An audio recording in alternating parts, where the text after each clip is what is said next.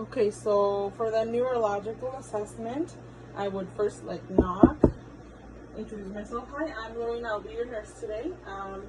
I will be performing a neurological assessment on you. Can you verify your first name, last name, and your date of birth? Okay, so my patient verified her identity. I wash my hands. I will first of all note if my patient is awake and alert and oriented. Do you know where you are? In my room. Okay. Who's our president right now? Donald Trump. Okay. And what month of the year is it? August. Okay. So she is oriented times 4 to person, place, time, and situation. I also will note her facial expressions to make sure that she's able to have her normal expressions. There's no droopiness of any side. Her face is symmetrical. I will also screen my patient for depression and suicidal thoughts. So have you had any depression or any suicidal thoughts? No? Okay. So there's that.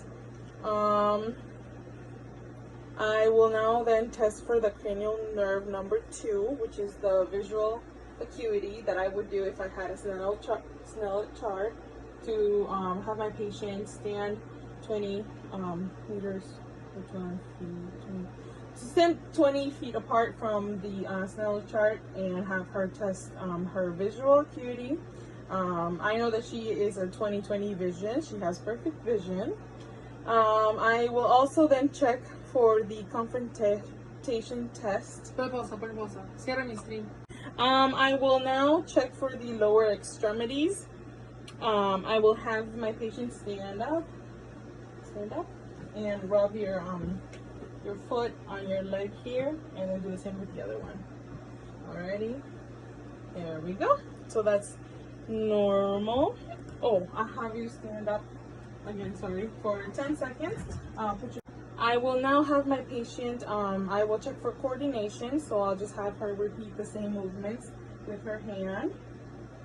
Okay, and then the other hand. There we go, and I will have you touch your nose with your finger and then touch my finger again. And then like a couple of times. Okay? Keep doing it. There we go. And her coordination is completely fine. And then for cranial nerve number 12, I'll just have my patient stick her tongue out. And I just have to make sure that it is midline, that it's not falling either to the left or the right side, and that would be a normal finding. For cranial nerve number 11, I will have my patient turn against the force of my hands. So I will have you turn that way. There's that. And now this way. Okay, good. And I'll have you shrug your shoulders upward. Okay, good. To make sure that they're both functioning right. Now I will test for cranial nerve number 9 and 10. So I'll have my patient say ah. Okay, and I just have to make sure that her uvula rises up when she does that, and that the soft palate also moves up, and that is a normal finding. I will now perform the cranial nerve number 8, which would be tested by the whisper test. I will say a word to my patient on one side and another word on the other side, and she will have to repeat it back to me. Red. Okay, now I will do the same on the other side. Blue. Okay, so that's both normal. I also will do the feeling, which will be for the sensory. So I'll just have my cotton ball and just have my patient tell me that whether she feels it or not. Yes. Yes. Can you say that? Yeah, I can feel it. Okay. Yeah. Yeah. Okay, so that's just making sure that she's has sensory nerves in all of her body, that they're working perfectly fine. So now for cranial nerve number 7, I will have the patient lift her eyebrows up and down, make sure they're normal. I will have my patient frown, smile, and just make sure that she's able to control those movements. Can you squint your eyes?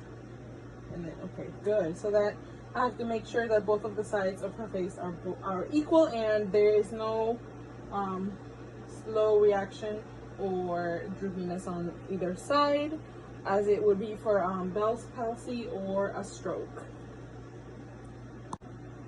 I will then test for the confrontation test, which will also be for the cranial nerve number 2, which would be me covering my eye and her eye. Here's your thing to cover your eye for, and I will grab this.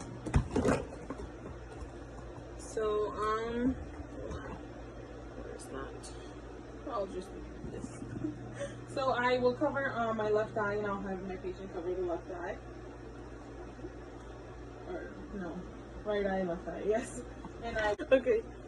So going back to the confrontation test, I will have my patient cover her left eye, and I'll cover my eye, and I will test for when she's able to see my fingers, and that is the confrontation test for the peripheral view.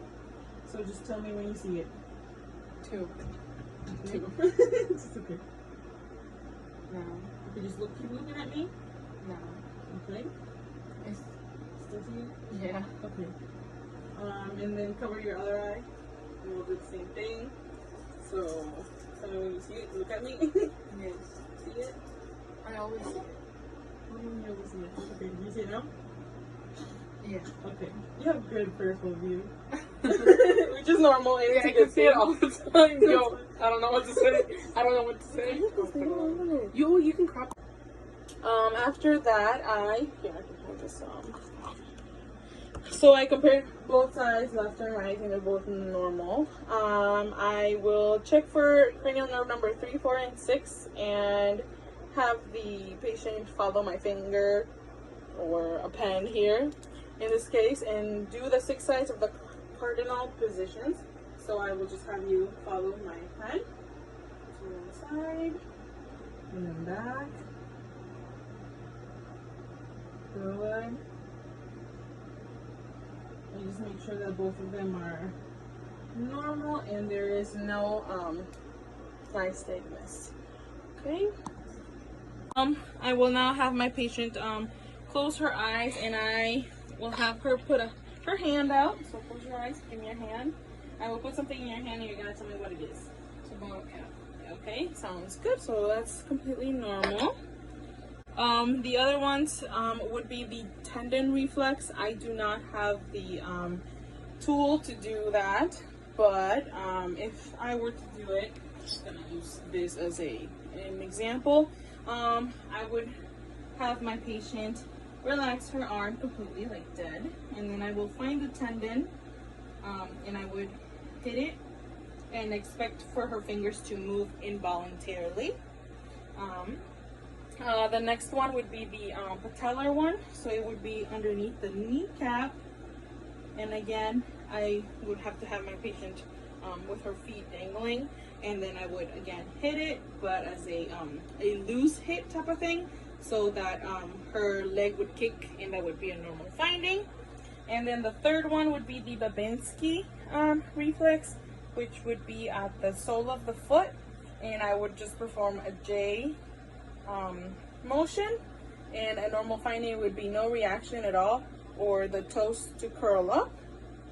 An abnormal reaction or reflex or result would be for her toes to expand or fan out.